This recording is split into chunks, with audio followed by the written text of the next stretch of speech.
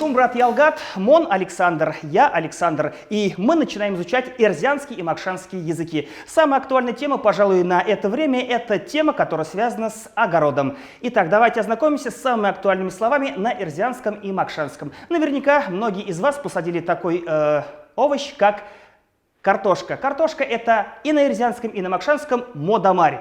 Также очень хорошим овощем является огурец. Огурец и по-эрзянски, и по-макшански — это куяр.